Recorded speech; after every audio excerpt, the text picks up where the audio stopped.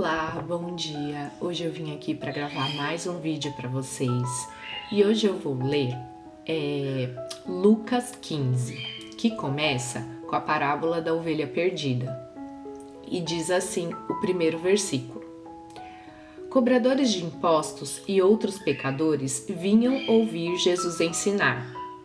Os fariseus e mestres da lei o criticavam, dizendo: ele se reúne com pecadores e até come com eles.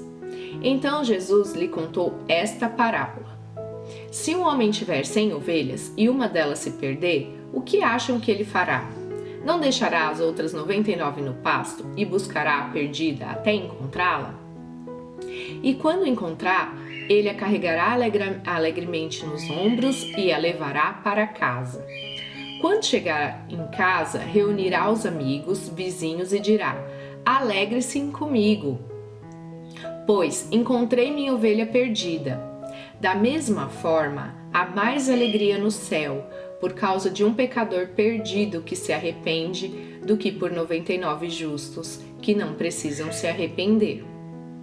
Aqui ele conta a história de uma ovelha que se perdeu. E o pastor dela deixou 99 no pasto e foi buscar essa uma perdida. Se nós olharmos essa única ovelha que se perdeu, uma ovelha ela nem sabe que está perdida. Então, essa ovelha se perdeu do pastor dela e estava livremente caminhando. Podia ter sofrido perigos no mundo, poderia ter um lobo ter devorado. Mas por algum motivo não aconteceu nada disso e o pastor dela a encontrou. Essa ovelha perdida simboliza a nossa história antes de nós nos encontrarmos com Cristo. Então, o que isso significa? Significa que nós éramos essa ovelha perdida e o pastor Jesus foi até nós e nos encontrou e se alegrou de ter nos encontrado, né? E ele diz que há mais alegria no céu por um pecador que se arrepende do que por 99 que não precisa de arrependimento. O que esse Jesus quis dizer com isso? Eu vou ler novamente, eu vou ler a parábola da moeda perdida. E ela começa no versículo 8 e diz o seguinte: Jesus continua falando outras parábolas. Suponhamos que uma mulher tenha 10 moedas de prata e perca uma. Acaso não acenderá uma lâmpada, varrerá a casa inteira e procurará com cuidado até encontrá-la? E quando encontrar, reunirá as amigas e vizinhas e dirá: Alegrem-se comigo, pois encontrei a minha moeda perdida. Da mesma forma, há alegria na presença dos anjos de Deus, quando o único pecador se arrepende. Gente, a ovelha, ela estava fora de casa e a moeda, ela estava dentro de casa. O que esses dois têm em comum? Ambos estavam perdidos, né?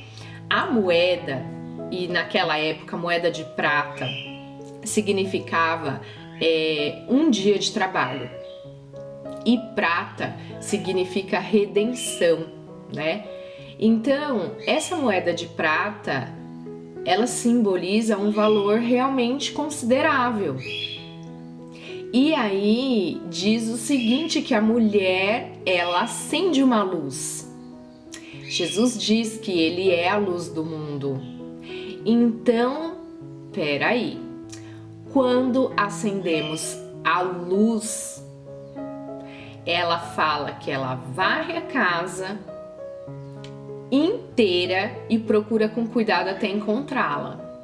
Esse varrer é uma limpeza, concorda? É uma limpeza. Então, quando essa mulher acende a luz é Jesus, ou seja, a luz da palavra. Luz significa Cristo. Então, quando essa ovelha, essa moeda perdida ouve sobre Cristo, há ali uma limpeza espiritual e essa pessoa volta a ter vida, ou volta, não diria volta a ter vida, mas começa a ter nele uma vida de transformação. Então, vamos voltando para a ovelha perdida. A ovelha perdida, ela estava perdida fora de casa. O pastor foi atrás dela, carregou ela nos ombros. Isso significa nós quando estávamos perdidos no mundo. A moeda perdida não, ela está perdida dentro de casa, ou seja, é uma pessoa que é cristão, se diz crente, vai à igreja, porém, ela está perdida onde? Dentro da casa. Dentro da casa. O que significa estar perdido dentro de casa?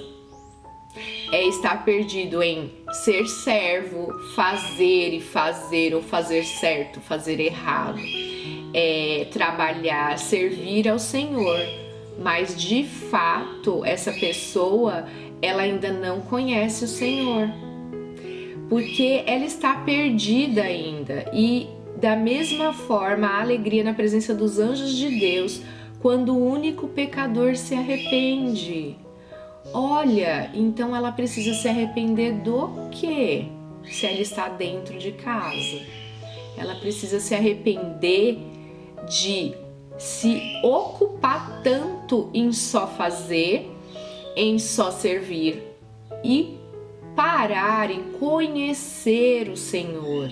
Ela precisa conhecer quem foi esse Salvador, né? Porque a luz diz que é Jesus. Então ela precisa conhecer o Senhor para que ela entenda o caráter de Deus e para que ela se apaixone por Cristo.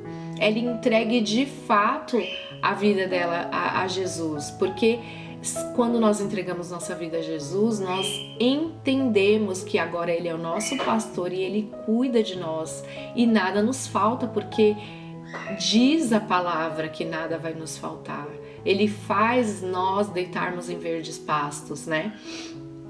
E uma terceira parábola que diz o seguinte: Jesus continuou. Um homem tinha 2 filhos. O filho mais jovem disse ao pai: quero minha parte da herança. O pai dividiu os seus bens entre os filhos. Alguns dias depois, o filho mais jovem arrumou suas coisas e se mudou para uma terra distante, onde desperdiçou tudo o que tinha por viver de forma desregrada. Quando seu dinheiro acabou, uma grande fome se espalhou pela terra e ele começou a passar necessidade.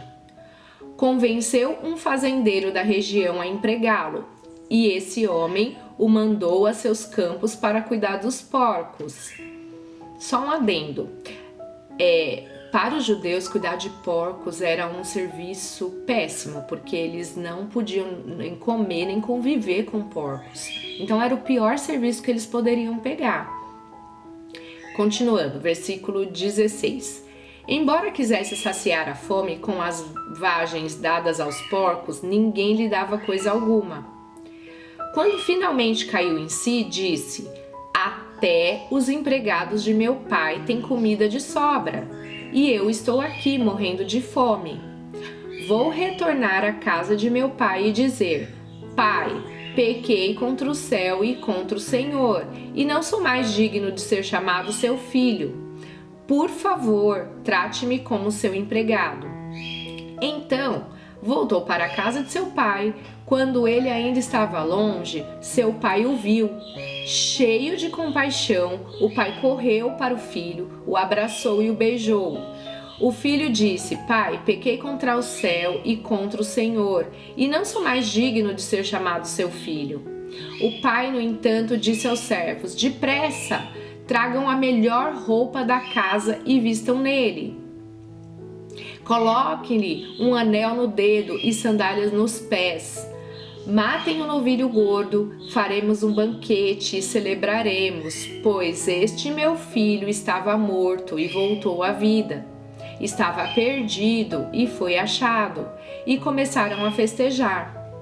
Enquanto isso, o filho mais velho trabalhava no campo. Na volta para casa, ouviu a música e dança e perguntou a um dos servos o que estava acontecendo. O servo respondeu: seu irmão voltou e seu pai matou o novilho gordo, pois ele voltou são e salvo. O irmão mais velho se irou e não quis entrar. O pai saiu e insistiu com o filho, mas ele respondeu: todos esses anos tenho trabalhado como escravo para o Senhor e nunca me recusei a obedecer às suas ordens. E o Senhor nunca me deu nem mesmo um cabrito para eu festejar com os meus amigos. Mas quando esse seu filho volta, depois de desperdiçar o seu dinheiro com prostitutas, o Senhor comemora matando o novilho? O pai lhe respondeu: meu filho, você está sempre comigo e tudo o que eu tenho é seu. Mas tínhamos que comemorar este dia feliz, pois o seu irmão estava morto e voltou à vida, estava perdido e foi achado. Quantas coisas a se dizer dessa parábola, não é mesmo? O filho mais jovem, ele pede a herança do pai antes do pai falecer, ou seja, ele estava desejando a morte do pai. E ele pediu a herança. E o pai, ele não só divide com esse filho mais novo, mas ele divide seus bens entre os filhos. Ele diz aqui que ele dividiu entre os filhos, ou seja, ele dividiu a herança entre os dois filhos. E aí o filho mais jovem vai e ele não olha para trás, ele simplesmente vai embora, gasta tudo que o pai deu para ele, gasta toda a herança que o pai entregou na mão dele. E aí ele começa a passar fome, né? Ele começa a passar fome, passar necessidade, ele procura emprego e o único emprego que ele encontra é cuidar de porcos, né? O que nós vemos nisso tudo? Nós notamos que ele foi trabalhar cuidando de porcos, o que é um emprego muito ruim para os judeus. Mas não só isso, ele só voltou para a casa do pai, não foi pelo pai. Ele volta para a casa do pai por causa da comida. Ele diz isso: todos os empregados do meu pai têm o que comer e eu estou aqui padecendo de fome. Ou seja, tanto a ovelha não fez nada para se arrepender, a moeda não faz nada para se arrepender. O filho, ele só voltou para o pai porque ele sentia fome, ele não se arrependeu do que ele fez, ele foi até o pai pela comida que o pai tinha disponível. E ele diz, né, eu vou falar para o meu pai que eu pequei contra o céu e pequei contra ele e que eu não sou digno mais de ser chamado de filho. Mas quando nós olhamos a compaixão do pai, o pai devia estar esperando ele todos os dias, porque o pai avistou ele logo de longe quando ele vinha ao encontro e saiu correndo. E os judeus, eles usavam uma roupa comprida, né? Parecia um vestido. Então, para correr com aquela roupa, o pai teve que levantar a roupa. E aquilo, mostrar a sua nudez, é a pessoa se humilhar. Então esse pai que se encheu de compaixão, ele não se importou de ser humilhado e de correr atrás do filho e de abraçar o filho, de beijar ele. E o filho devia estar fedendo, gente, ele estava cuidando de porcos. E o que nós vemos com essa parábola? Nós vemos o tamanho do amor do pai pelo filho. Ele não se importou com o cheiro, ele não se importou de levantar as vestes e passar vergonha e correr em direção ao filho. Ele fala que não é digno de ser chamado de filho, mas o pai, ele dá vestes novas para ele, ele dá melhor vestes para esse filho. E naquela época os escravos, eles não usavam calçado, eles andavam descalços. E a primeira coisa que o pai faz é colocar o chinelo, é colocar um anel no dedo. Esse chinelo simboliza que ele está calçando. Quando Moisés ele vê a sarça ardente, Deus pede para ele tirar as sandálias porque o o solo é sagrado, né? É santo. Mas esse filho não, ele calçou esse filho.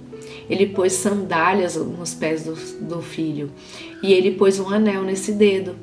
Esse anel, ele tem poder de compra. Esse anel, ele serve para que você vá em algum comércio e você sele, coloque esse carimbo desse anel, prometendo que você vai pagar essa conta. Ou seja, a conta já estava paga, porque o anel quem pagaria não seria o filho, seria o pai. O pai pagou essa conta. E o filho, ele foi recebido de uma maneira tão honrosa, como se ele tivesse realmente feito o melhor, e na verdade não foi. Então, quem é esse pai tão amoroso, com tanta compaixão desse filho? Ele é o nosso Deus. Ele entregou Jesus para passar essa vergonha por nós, para pagar uma dívida que era nossa. Ele entregou esse bezerro, esse novilho que ele mata para fazer a festa. É Jesus, é o sacrifício de Cristo, que ele morre para nos dar tudo aquilo que nós precisamos. E engraçado, e todo mundo foca nesse filho, não é verdade? Porque afinal de contas ele pediu a herança antes do pai falecer, ele gastou tudo e ele só volta porque ele sente fome. Mas quando a gente olha para o segundo filho, ele ficou lá sim com o pai, mas esse filho, ele também estava perdido, porque ele se descreve como um servo para o pai. Ele fala para o pai que trabalhou que nem um escravo. Poxa, ele trabalhou que nem um escravo e o pai não deu nem um cabrito para ele festejar com os amigos. Ou seja, ele não focou também no pai. Ele estava focado no trabalho, em servir. Ele estava preocupado em festejar com os amigos e não com o pai. Então, assim, quando nós olhamos essas 3 parábolas, nós percebemos que a ovelha perdida e a moeda perdida é a simbologia desses 2 irmãos. O irmão que era perdido, mas estava fora de casa, e o filho mais velho que ficou dentro de casa, mas também estava perdido. Ele estava perdido como? No seu serviço, no seu servir, no seu fazer, esquecendo do pai. O que isso nos ensina? Que Jesus estava falando de 2 filhos, os pecadores, que aceitavam Jesus muito bem, porque no início ele fala que os cobradores de impostos e os pecadores vinham ouvir Jesus, então eles estavam sedentos de Cristo. E os filhos de dentro de casa, que eram os mestres da lei fariseus, que criticavam Cristo, criticavam ele, ou seja, eram os religiosos que se preocupavam em fazer, mas não se preocupava de fato em conhecer Jesus, em precisar de um Salvador. Por isso que na parábola tanto da ovelha perdida quanto da moeda perdida, há mais alegria no céu, na presença dos anjos, quando o único pecador se arrepende. Ou seja, os 2 estão perdidos, os 2 estão sem Jesus. Eles estão sem Jesus. Eles não... porque acha que não precisa de Jesus, e o outro porque realmente estava no mundo. Então nós vemos que isso também são fases que nós passamos.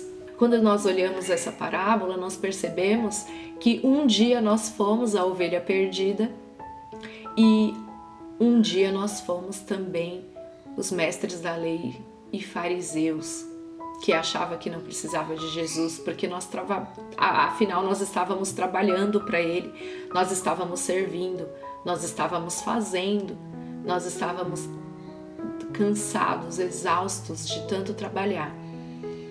Mas a gente se via como servo e não como filhos de fato que somos. Essa é uma reflexão que todos nós devemos ter. o que nós estamos fazendo? Nós estamos ocupando o nosso tempo, conhecendo Jesus e sabendo quem Ele é, sabendo do caráter dele, recebendo do amor dele, recebendo tudo aquilo que ele conquistou na cruz por nós, ou nós estamos apenas trabalhando para Cristo, servindo, igual Marta, né? Marta, Marta, você está ocupada fazendo muitas coisas, mas só uma é necessária. E Maria escolheu a boa parte, não é mesmo? Então, qual é essa parte que Maria escolheu? Maria escolheu estar aos pés de Jesus. Maria escolheu ouvir o que Jesus tinha para falar para ela. Quando nós vemos tudo isso, nós percebemos que o nosso trabalho é o que menos importa para Jesus, é o que menos importa para Deus. O que Ele quer é estar conosco. Ele espera ansiosamente por cada momento que nós sentamos aos pés de Jesus, para ouvir a Tua palavra, para entender aquilo que Ele tem para nós, entender a obra consumada dele na cruz. Era sobre isso que eu queria falar com vocês hoje e eu espero que essa reflexão, que vocês leiam novamente essas parábolas e que vocês percebam que no fim Jesus ele só quer que nós paramos para conhecê-lo, para entender o tamanho do amor e da graça que Ele derramou sobre nós. Um beijo, até a próxima!